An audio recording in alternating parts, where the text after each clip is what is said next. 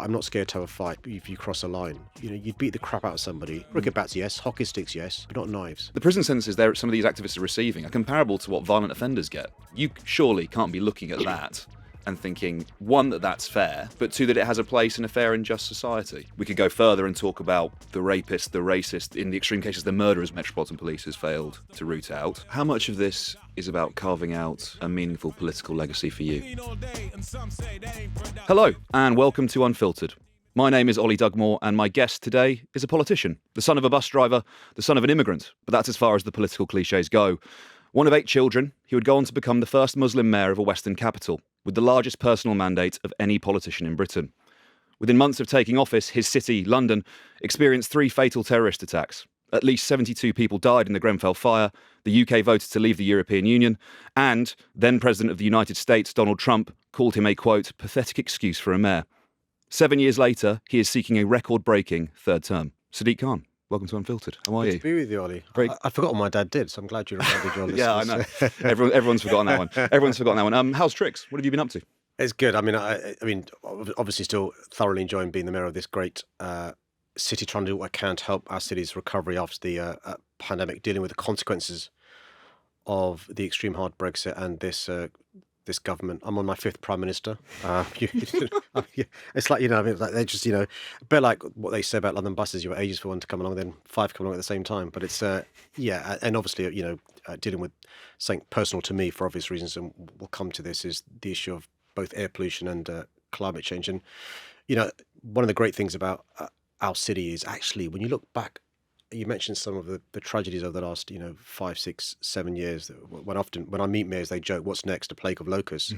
But actually, our city over the last few hundred years has dealt with, lots of challenges. From pandemics to blitzes, the Second World War, of course, to plagues, to fires, to terror attacks, and we've always bounced back. And I'm supremely confident we'll bounce back this time as well. So, as with all of our guests, this is a conversation about how the events of your life shaped and changed your worldview, particularly in the context of this book, Breathe, which is about climate change, air pollution in particular. But for those listening to this and not watching this, Ollie's holding up my book, and he's the most glamorous hostess I've ever had. Thank you, mate. That's very kind. That's very kind. Let's begin at the beginning. It's a sensible place to start. Describe the London of the 70s and 80s that you grew up in. Well, there's this mistake we often make when you get to my age, where you look back and you only have the fondest of memories. Genuinely had a great childhood, and so when you hear there's 10 of us in a 3-bedroom council flat. When you hear about the National Front who were around in South London, when you hear about the poverty which we clearly experienced, and so forth, you sort of may think that it was all doom and gloom and a horrible childhood. It really wasn't. I've got the fondest of memories growing up. I've got 3 brothers older than me and a sister older than me, 3 brothers younger than me. My dad worked all the hours God sends in relation to not just driving a bus in his core hours, but doing overtime. My mum, in addition to raising us, used to have a machine in the corner. She'd do piecework. She was a seamstress, make clothes, 50p a dress, whatever, to help support the family. We'd be out all the hours God sends on the streets. Yeah, sometimes getting into a fight and so forth.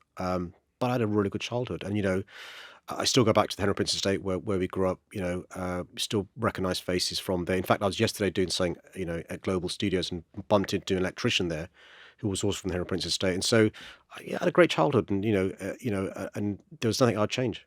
What do you remember most strongly? What are sort of the key moments or defining moments of your formative years, those early years in your life?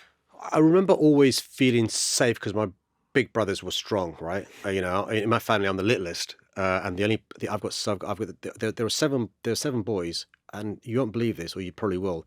I'm the only one of the 7 boys who didn't do boxing. Right? I didn't need to, man, because I had 6 brothers, right? Sure. Yeah, so I trained. I'd never. So they all. You didn't fight, is that what you mean? They all had amateur bouts. Yeah, they all. So when you got amateur boxing, you got a medical card, and they all had bouts. And my youngest brother and 2 of my nephews are English champions. One of my brothers is now a coach.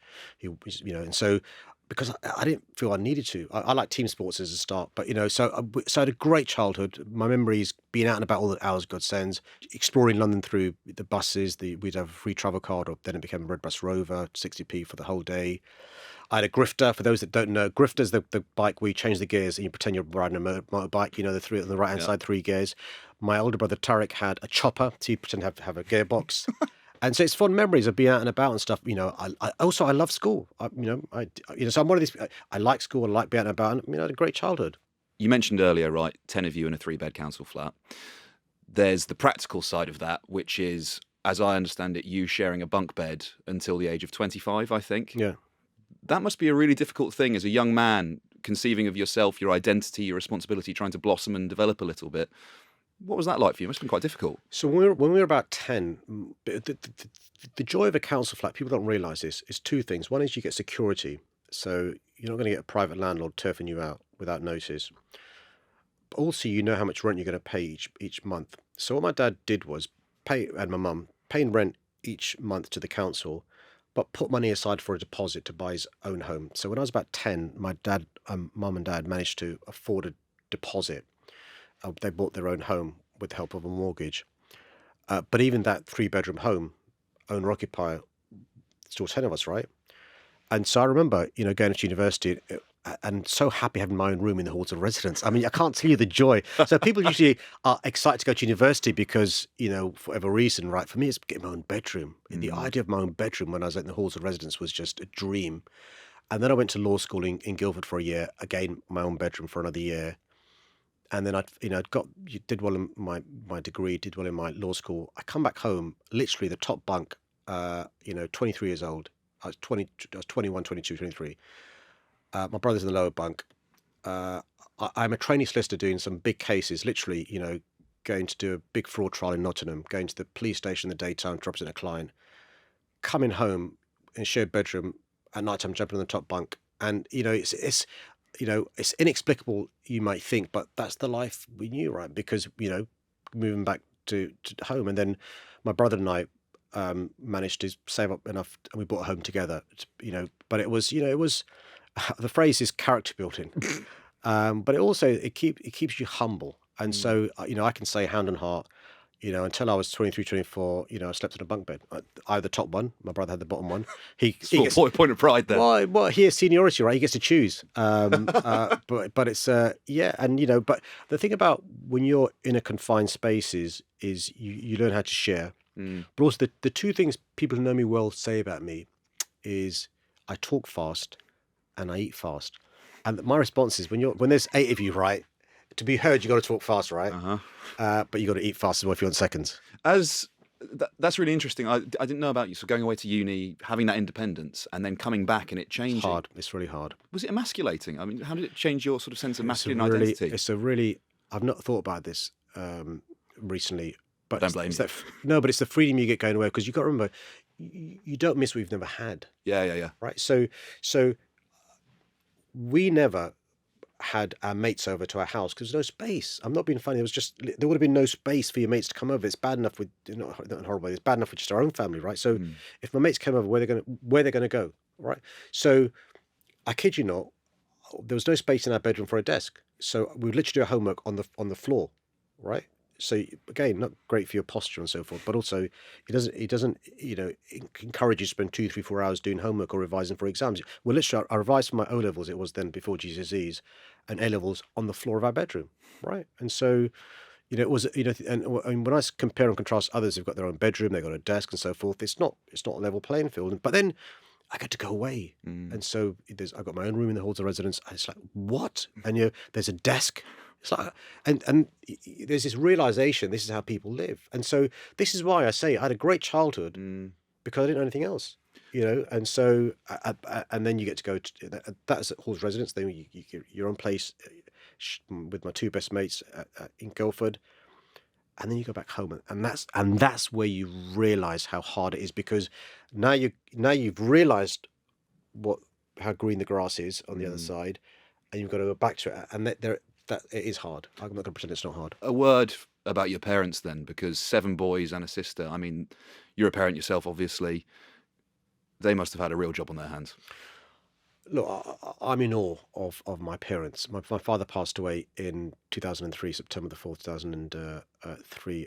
My mum's still going strong at 81, 82. Sorry to hear it. She's the Don Corleone of the Khan family, the matriarch. A gangster. She's the boss. Yeah, she's the G. But here's the thing about let me tell you about my grandparents. So my family's originally from India, what is now India, and in 1947.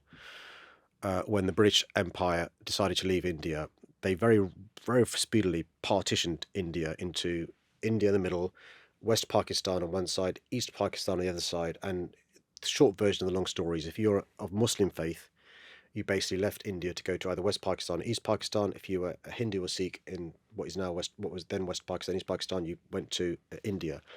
And so my family, both my maternal family and paternal family, had to rapidly leave India, and my dad's side was quite wealthy, and they both ended up in Karachi, which was then the capital of Pakistan. So my grandparents had the trauma of being migrants from India to Pakistan. My parents wanted a better life for their kids, and so were migrants to this country. And so I'm the first in three generations of Khans who has no intention of being a migrant. But also they made huge sacrifice. I'll tell you an amazing fact about me, which is I was born in St George's Hospital in Tooting, raised in a council estate up the road in Earlsfield, ended up buying a property a stone's throw from St George's, and I live a longer stone's throw from St George's. I've moved in a radius of about 3 miles in my entire life, right? My parents moved 3, 4, 5,000 miles. So learned a new language, learned a new culture, raised all these kids. And my dad and mum still sent money back to Pakistan on a regular basis to support their family. And my mum still does support her family, send remittances back. And so I'm in awe of them because, it's hard enough raising the 2 kids that I've got. And, we're middle class now, right? But them raising 8 kids really well, I'm in awe of them in relation to the sacrifices they've made. I recognise the challenges they had. I mentioned, earlier on the National Front, the racism and stuff. So you're going to a new country. You've been invited, by the way. There were adverts in newspapers in Pakistan invited them here. My dad, who's an educated man, I'm not saying this in a pejorative way at all, could earn more money as a bus driver, and he loved being a bus driver, and we're very proud of him, than he could do in other jobs, because those are the jobs that people like him were expected to do, right? For more than 25 years. And so, raised a family, notwithstanding the racism and so forth, and I'm in awe of them. I'd just like to delve, I don't want to plumb this too deeply, but the racism and how it intersects with the British Pakistani experience. You mentioned earlier that you weren't an amateur boxer, but I've got a quote here that you've given before about that experience growing up. And you said, in our area, on our estate, there were certain things you couldn't say and get away with. So if somebody called you the P word, that means there's a fight. That's it. We're having a fight. You couldn't allow that to be tolerated. As not an amateur boxer, but a boxer, you must be sort of partially aware of your record in those fights. How did you get on? What was it like? Brutal. Yeah. Listen, but what was interesting was the sense of solidarity. And so there are a few things unacceptable. The N word, the P word. There weren't many Jewish people in our estates. The Y word didn't come up on the estate. It came later on the football terraces and so forth. Yeah. That sense of solidarity is really empowering. It gives you courage. Listen, for those that have never seen me, I'm not the tallest man in the world or the widest man in the world. So but I'm not scared to have a fight if you cross a line. And that confidence comes from feeling empowered by your mates. And so there's unless you're at number 20-1 by the NF, in which case the advice is run. You have that fight, because if you tolerated those sorts of words, you could spread. But also there's the issue of respect. If you allow people to disrespect you, that's a problem. What's interesting, and I reflect on this a lot, both as a parent, as a member of Parliament, and now as the mayor, is I can't think of one case, and there were lots of fights in the estate, where a knife was brought. Cricket bats, yes. Hockey sticks, yes. We didn't have baseball bats in those days, but not knives, because you'd beat the crap out of somebody, but there was again a line. I can't remember growing up anybody lost their lives in these fights. And if you went back in the TARDIS now, you could call us a gang. We weren't a gang. We didn't have a name and stuff, but we were mates hanging around and stuff. But it was really important, that issue of, I don't mind you having a go at me, but not because of my colour of my skin. That is unacceptable and stuff. And so it could be different schools. That's fine. And it's not fun. But you know what I mean? That's understandable. I know. But not race. Race, you've crossed the line. Yeah, I mean, I say this with trepidation. I can't think of a fight I lost, but let me put it that way. Oi, oi, here we go. That's really interesting what you just said there about serious youth violence and knives. I mean, if we have time, we'll talk about that issue in a bit more detail later on. But just quickly, what do you think's changed? What's different? I mean, how has London changed? How has the culture of the estate and the young people in this city? What's different about it? A lot of things. So firstly, I just think about the number of activities we could do growing up. Right. After school, there was Cricket and schools hockey. clubs. There were schools. Sport. There were school clubs. There were youth clubs. The boxing club, cricket, football, after school, weekends, summer holidays, the latchkey club, summer schemes. Keeping young people busy was really important. The other thing is this. Listen, I'm not. I'm somebody who loves America, loves American culture, but we also have very little access to culture in relation to what's going on in America. Baseball bats, knives, gangs, turfs, and so forth. We literally had, growing up, 3 channels: BBC One, BBC Two, and ITV. Later on, Channel 4 came in H2. There was no satellite TV. Radio was the issue was music, the American culture of music, and so some of that is we've become Americanized in relation to gangs and so forth. But actually, you got to give young people you got to keep young people busy. You got to give them good things, constructive things to do. When I think about my mentors, not just my big brothers and my dad, but boxing coach, the cricket coach, my teachers, and when you speak to young people now and you say, who's your mentor? And there's silence. Who do you look up to? Who's your role model? Who do you aspire to be like? And there's silence. But, that being said, until I was later on in secondary school, and a new head teacher joined our secondary school, an Asian man called Mr. Bakari, Naz Bakari. He was the first Asian man I met who wore a suit to go to work. Because my dad wore a uniform. Many of my black mates, their dads wore a uniform. Could be going to the FX factory next door, or to going to the railways or whatever. I'd seen white people on buses wearing a suit or on the tube. I'd never seen an Asian man wearing a suit to go to work, because that's not the sort of work we did, right? And so Mr. Bakari, who was the head teacher of Ernest Bevin School, who became a mentor to me, he was the first person who looked like my dad, who was in a top position, head teacher of a school. So you mentioned what's had changed now is also that sense of, having a role model you can look up to and copy and stuff. So I'm not sure now young people have somebody they know, and Mr. Bakari was somebody who became a friend as well as a mentor, who you can look up to and be like. Do you see what I mean? And I'm a firm believer in you can't beat if you can't see it. But if you can see bad stuff, so if you on your estate there's somebody who's got nice watch, nice bling, nice trainers, and he's a member of a gang, you can see it and you want to be it and stuff, right? When I was growing up, it was very different. I mean, that must have just been a transformative experience meeting Mr. Bakari, right? It must Listen, I've got to tell you, firstly, it gave you a sense of wow. I mean, it really did. Wow. The head teacher, that former head was Mr. Potter, quintessential white head teacher. I say this not in a posh head teacher, right? We respected him, bit scary and so forth. And this guy comes in and he's got a name called Bakari, which is very similar to I recognise that sort of name. He's a Muslim. He's the head teacher. He's got this power and aura around him. And it was that when you think, yeah. And there's another example where I remember when I was about 16 or 17. I remember the year, it's 1987. And I saw on TV, because my dad was assiduous, the only time you could watch the news was 9 o'clock or 10 o'clock. The BBC News was at 9 o'clock, ITV News at 10 o'clock. There weren't all these other news channels and so forth. But watching the news, I can't remember which night it was, it must have been a few days after the election, and seeing these 4 people, Bernie Grant, Paul Boateng, Diane Abbott, and Keith Vaz, elected to Parliament as MPs. And it's like what? The MP in Tooting, a guy called Tom Cox, we never at that stage met him. I later on became friends with him, but we'd never seen people in Parliament. When we think of Parliament as the mother of all parliaments, and they look like that. It's like Bernie Ball, Diane and Keith Vaz, and obviously for us, all 4 was an impact because we had mates that looked like all 4. Obviously Keith Vaz because he's Asian, but all 4 of them.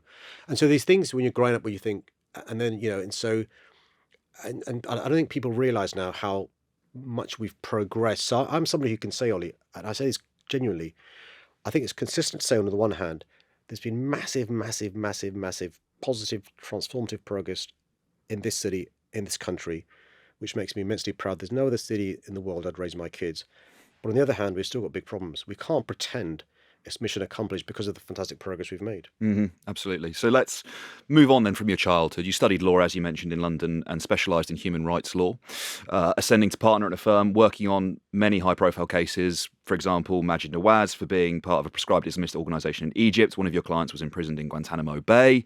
Why did you want to take on cases such as those? And I don't mean them specifically, but more work around civil liberties and social justice. So when I was at law school, I'd applied for a number of traineeships and had interviews with a number of the Magic Circle firms. The Magic Circle firms are the sort of, the big firms which give you lots of money, and they've got firms all around the world.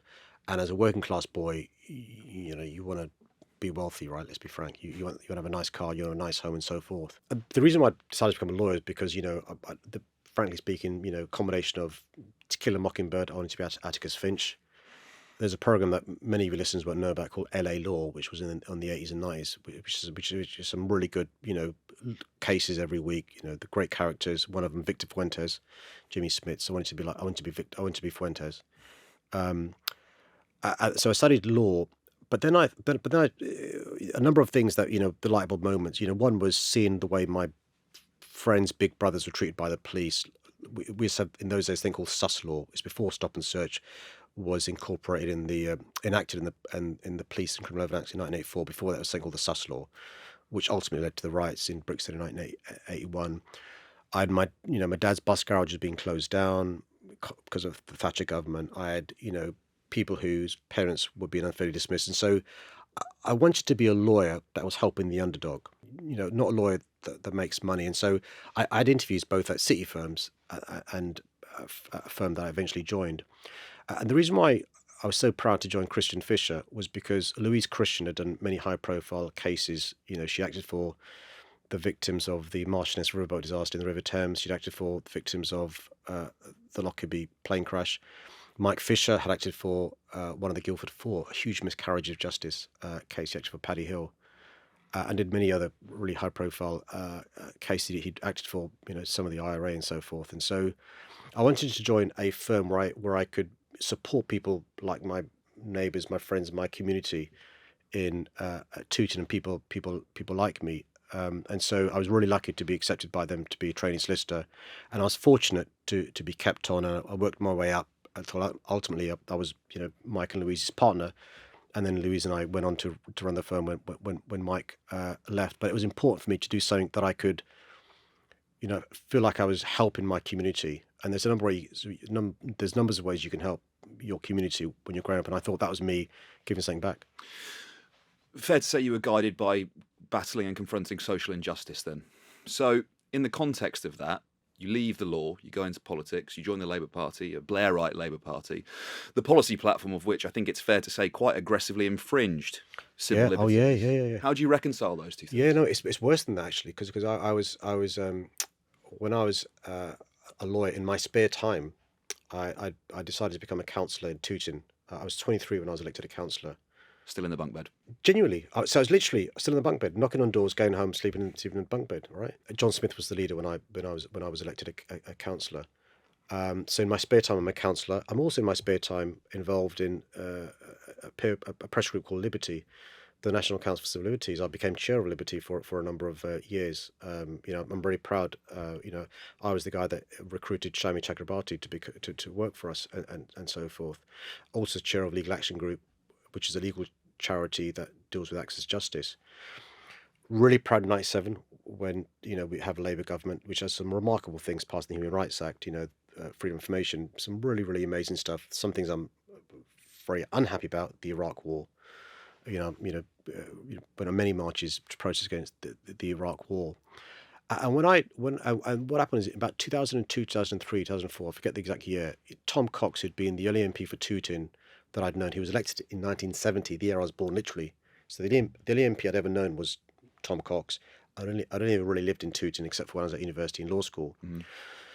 He, aged 72, 73, is stepping down. And so the thought occurs to me, I'm still a councillor, I'm still active, as well as my daytime job and having a wife and two kids. The only seat I'd want to be an MP for is my own manor, Tooting. And I couldn't not go for it in relation to being MP for Tooting. My lawyer friends thought I'm bonkers. Yeah, I'm earning a lot of money, in relation to the firm that I'm running with Louise. Earn a lot of money. Also, not in a horrible way, I'm a lot younger than Louise, so ultimately I'll be the sole owner of the firm. Yep. The future looks bright. We employ more than 50 people. I'm bringing cases in the House of Lords, European Court of Human Rights, Court of Appeals, so I'm setting precedents because these cases have got a decent profile as lawyers go. Why give that up to become an MP? And the answer is, firstly, if it wasn't Tooting, I wouldn't have gone for it. Secondly, even with the best case in the world where you've won, it could be the European Court or the House of Lords, you've set a precedent which benefits your client benefits when you win a case anyway. But if you set a precedent, a number of people benefit from that precedent being set. But actually, your ability to influence people's lives is limited. The idea of being a parliamentarian, particularly when your party's in government, is huge because you can affect legislation that impacts the entire country, millions of people, rather than just a minority.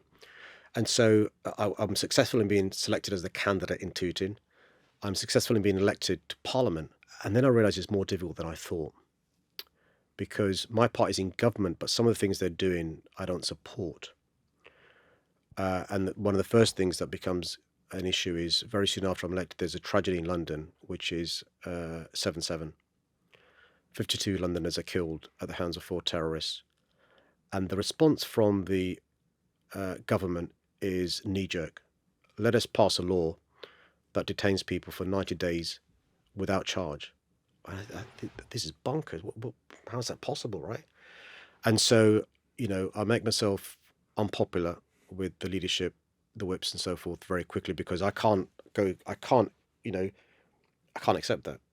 Yes, people are saying, I'm one of the bright stars, got a bright future in the Labour Party and so forth, but listen, I can't with a clear conscience support 90 days. And so, I second the amendment from a guy called David Winnick to vote against that. It's the first ever time Tony Blair is defeated since 97 in a vote in the House. And so people assume I'm a troublemaker, I'm a maverick, I'm there to cause problems. I'm not. I support nearly everything the government's doing, a couple of exceptions. But, do you want to be, influencing things inside the tent, making a change in Parliament? And then you've got to decide whether you're the legislature or the executive, or do you want to be, doing really good work as a pressure group or as a lawyer, challenging some of that legislation in the courts. There's merit in both of those things, by the way. I've still got friends who are lawyers doing great cases. I've still got friends involved in pressure groups, but it's choosing what's the best fora to be involved in the change. Okay, interesting. So fast forward a couple of years, 2007, you're working for Jack Straw, Foreign Secretary who oversaw the invasion of Iraq.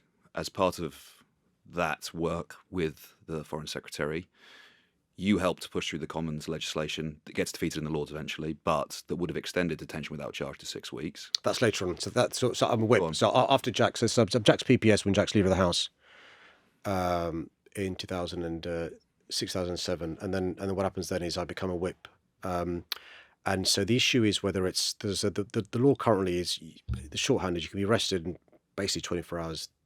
There's some extensions if it's a serious case. 7 days is basically there. Then it's 14 days, and that's gone through. The issue is whether it's 14 days or 90 days, and so the compromise is 42 days because the alternative is 90 days. And so one of the things that you got to recognise is, as much as we all like to be purists, at some stage you've got to compromise. And if the choice is 90 days or 14 days, what people don't realise is David Winnick and I, and Emily Thornberry, a few of us, we had a second amendment, which was 42 days. And so had we lost the 90 days, we'd have pushed 42 days and been very happy with 42 days because the alternative is 90 days, right? So what people don't know, the untold story is that 42 days is what we had in our back pocket back in 2005. And so a few years later, again, this comes up and there's talk of 90 days. And so the option is, again, going back to 90 days or pulling out the back pocket, the 40-day stuff, which people don't realise because there's a case of chicken taking place here in relation to trying to persuade colleagues to support 42 days, But bear in mind, that's the ceiling now, no longer 90 days. And so, 42 days is infinitely better than 90 days, clearly not as good as 14 days. And so that's the compromise I'm talking about. And so that's the choice you make when you become a parliamentarian, which is you can be somebody who, I'm not criticizing them, by the way, some of my friends are these politicians, the purist with a megaphone who can affect the narrative a bit, or you can be somebody who's being pragmatic and bringing about change and stuff. And that's a choice people make. And and I went for the pragmatism. I'm glad you started talking about that because it segues us quite nicely onto climate, air pollution, etc., which is the reason for this conversation. A few years later than what we were just talking about, and about 9 years ago now, you were diagnosed with asthma. I imagine that was fairly surprising as a boxer, a man who's fit. Can you tell me a little bit more about that diagnosis? I imagine it surprised you, right? Well, there's a couple of things about that. Which the first thing is this: I've got to be honest and have the humility to recognise I'm the guy that when I became a partner in 1997, when I was only 26, but what I negotiated was a car park space on Museum Street for my Saab convertible. I had this gorgeous black Saab convertible with leather interior. That's the reason I'm telling the story is not to boast about my Saab, but to explain my journey. Do you know what I mean? No, go ahead. And then when I become an equity partner, and Anise is born by then, my oldest, and having a two-seater is not good for your back when you're putting a car seat in the back and so forth. I swapped my Saab convertible for a Land Rover Discovery, a seven-seater, right? I kid you not, I left London probably twice when I had the Land Rover Discovery. When I'm an MP, I'm a minister, as part of the collective responsibility, you toe the party line once it's been agreed in cabinet. I voted for a third runway in Heathrow, and that's just backstory is important, Ollie, because I want to be honest with your listeners, but also explain my journey. In addition, I'm quite fit. I take pride in. I enjoy football. I still play football when I can. I still play tennis when I can, and so forth.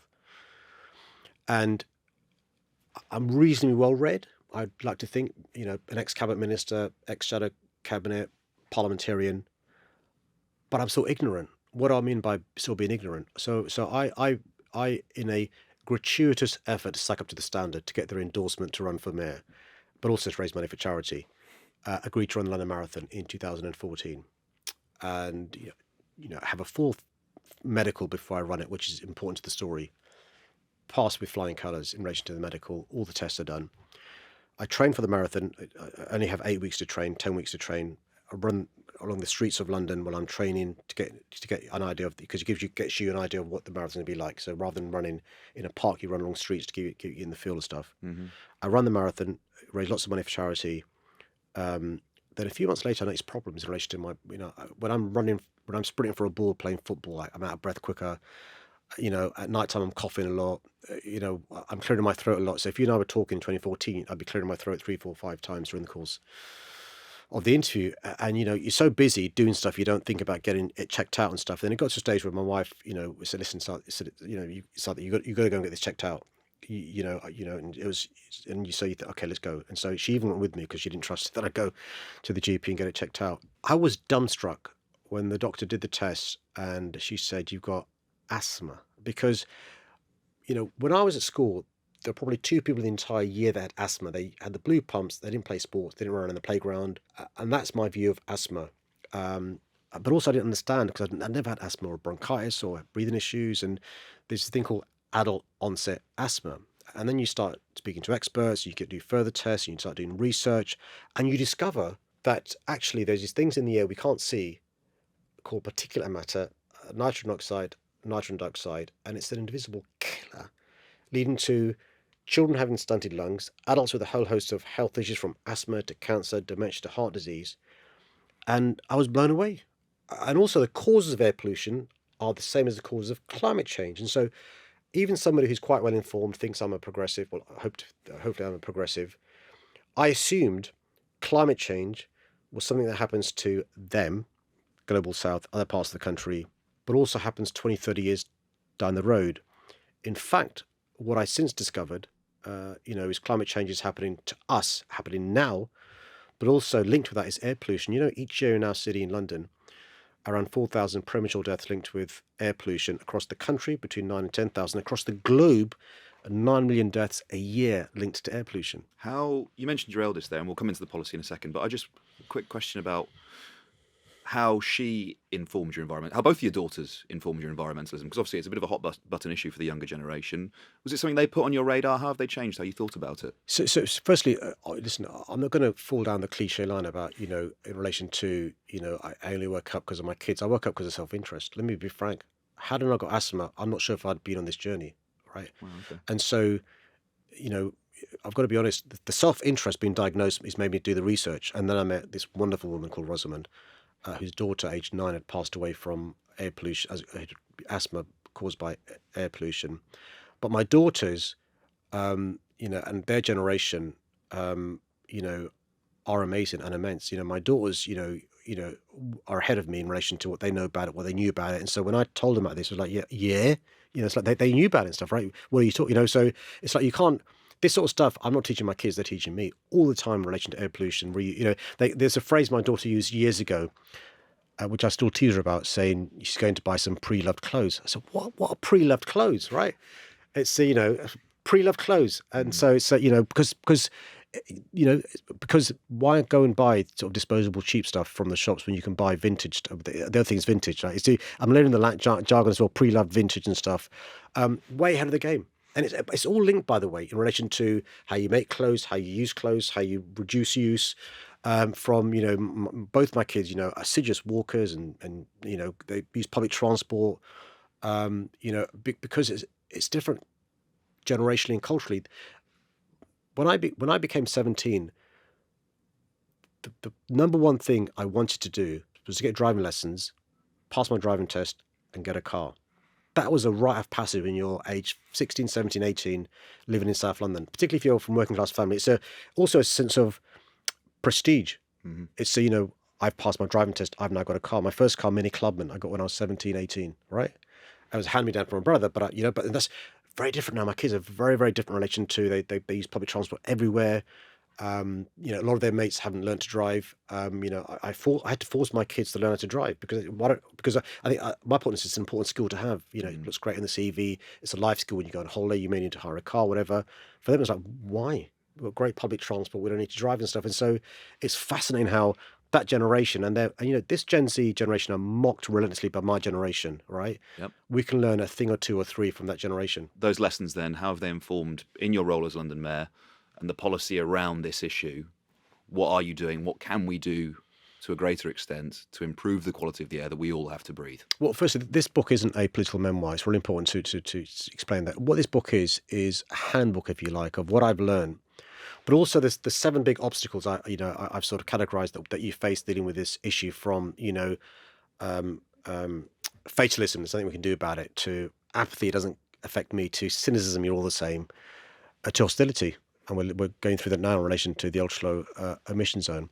But it's also a book of hope, because when I first became mayor, I was told by experts at King's College it would take 193 years to bring the air quality in London within lawful limits. 193 years. We're going to do it by 2025, right? In 2 years, with the ultra-low emission zone in central London, in 2 years, we managed to reduce the toxicity in our air by almost 50% in 2 years. We've managed to increase cycling lanes 5-fold in London from what it was when I first became mayor, 50 kilometres to more than 300 kilometres. And I could go on in relation to stats and achievements and so forth. The point being is you can do something about it. And so I'm not saying I'm the most radical green activist in the world. I'm not. I still fly. I still sometimes eat meat, and so forth. My point being is that there's something we can do to affect change in our city, in our country. And let me tell you why it's important.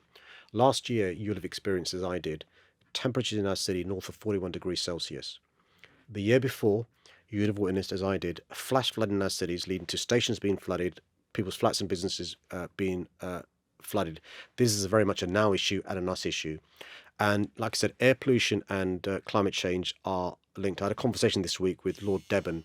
Lord Debon used to be called John Gummer, and he's the chair of the Climate Change Committee. And he's this is important to the story, so he'll forgive me for saying this. He's a Tory, right? He's a Tory who served in Thatcher's government. He will say to you, if you ask him, how important fighting air pollution is to tackling climate change and how it's a cross-party issue. And all of us have a skin in the game. So I mentioned before my selfishness in relation to my journey, but actually all of us have skin in the game. You talked about the ultra-low emission zone there and the hostility towards it. Just to be clear for listeners who aren't from London, don't understand what that is, it's £12.50 a day charge if you drive a car of a certain level of pollution. That area was quite constricted to central London. It's been expanded now to include all of the boroughs. It's very controversial, and I appreciate, I've heard you speak about this before, the hostility towards it, that some strands of the opposition to it are from a sort of fringe, extreme politics. If we have time, we can talk about that. But there are people, not of that persuasion, who this affects, right? Spot on. And, particularly in terms of this city, it's so wealthy. I mean, I could reel the stats off. You don't need me to, about how this city is an economic powerhouse in this country, 30% of the tax revenue, roughly. But there's extreme wealth inequality. And measures like this, the burden falls on the poorest, does it not? It is the people with the older cars, the cheaper cars, the people who perhaps have to drive in to work because they are from the areas of London that don't have the best public transport connections. Do these measures not make life for those working class people harder? I'll answer your question directly in a second, but if I may just explain how climate change and air pollution works. So, yes, that climate change affects disproportionately the global south. Least responsible for climate change, suffering the worst consequences. So on a macro level, the issue of climate change is an issue of social justice and, by the way, racial justice. In the UK and in London, it's the same. So who suffers the worst consequences of air quality and climate change? It's the poorest Londoners, least likely to own a car. And by the way, not just an issue of social justice, an issue of racial justice. It's black Londoners suffer the worst consequences. It's an irony of ironies. The Royal Borough of Kensington and Chelsea has the largest number of Land Rover Discoveries, by the way, other brands available, has the best air quality because they don't drive their cars in the local boroughs, they drive them elsewhere across London. Those who live near main roads, brackets tend to be BAME communities, black agent minority, I think close brackets, suffer the worst air quality. So this actually is an issue of social justice and racial justice, but also half of Londoners don't own a car. The poorest Londoners tend not to own a car.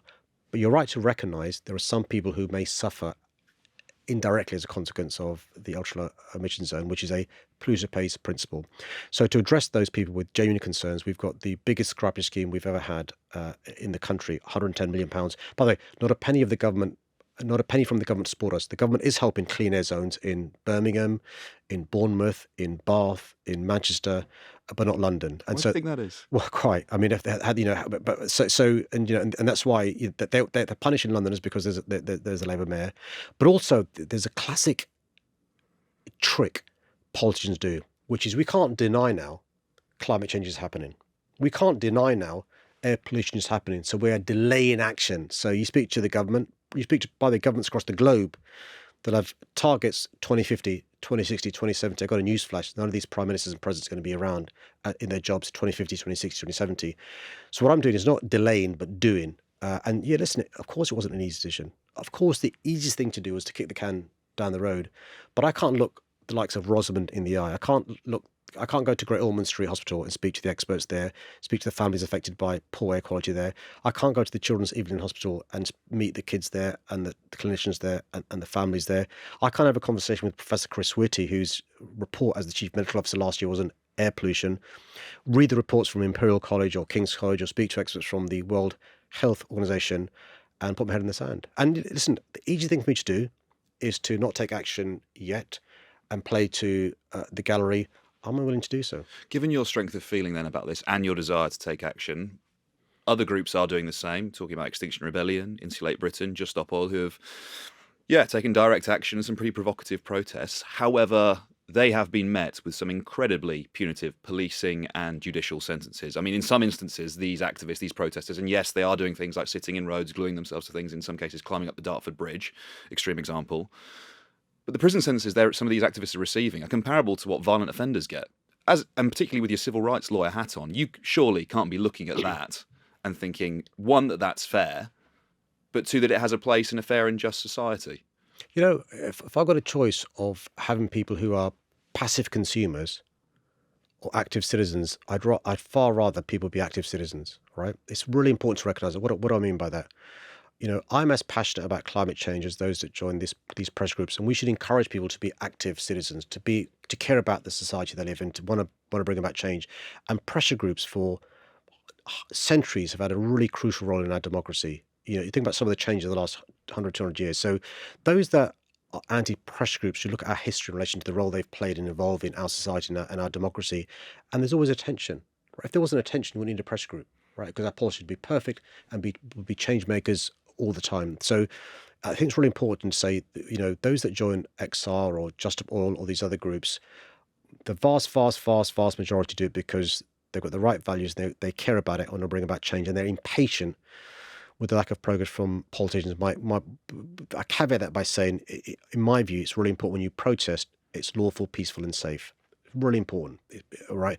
But also the second point I make in relation to protest, lawful, peaceful, safe is, I say this in a non-patronising way, it's a general point, not directed particularly at any particular group, but is when I used to be chair of Liberty or be chair of Legal Action Group or used to be chair of the Fabian Society, one of the questions I'd ask myself is, are we encouraging people to our cause?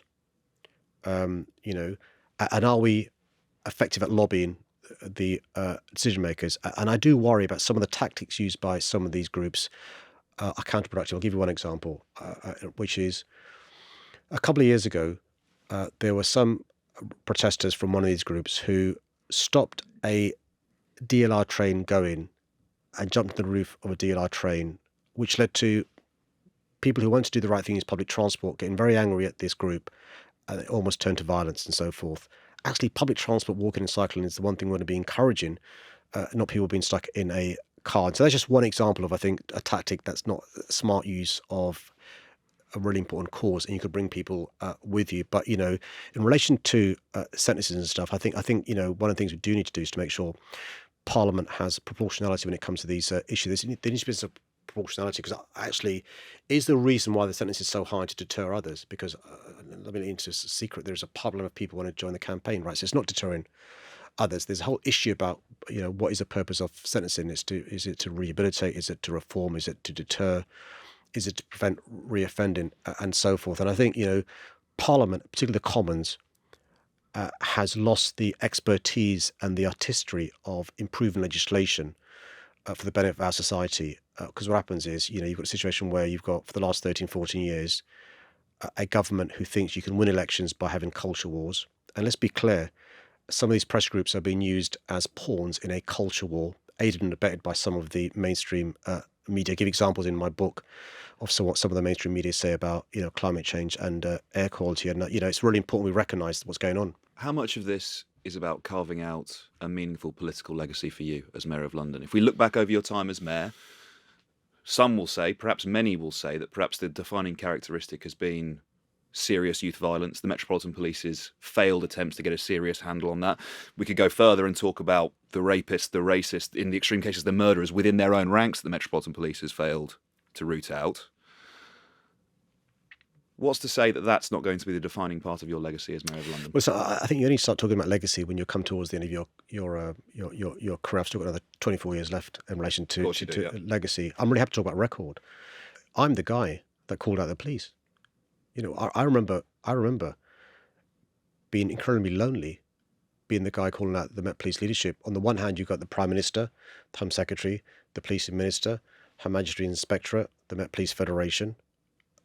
On the other hand, you've got me and Londoners. And it was me that led to the former Commissioner, of course, resigning and so forth. It was me that asked for Dame Lou's cases, a report which led to some of the conclusions that are well rehearsed in relation to institutional sexism, misogyny, institutional racism, and institutional homophobia. In relation to record, you call it legacy. I'm the mayor under whose leadership we have now record numbers of council homes being built, more time than any time since the 1970s. More homes being completed any time since the 1930s. I'm the mayor that's reduced by 50% the toxic air in central London, froze fares for 5 years, introduced hopper fare, planted more than 400,000 trees in my first 6 years, double the amount the previous mayor planted in 8 years. And I could go on in relation to record, but I do feel passionate about air pollution and climate change as well. And the choice is this. Is my generation the first generation to get it in relation to climate change or air pollution, or the last generation not to get it? Because you're spotting about my daughter's generation, they get it. Gen Z's coming whether you like it or not.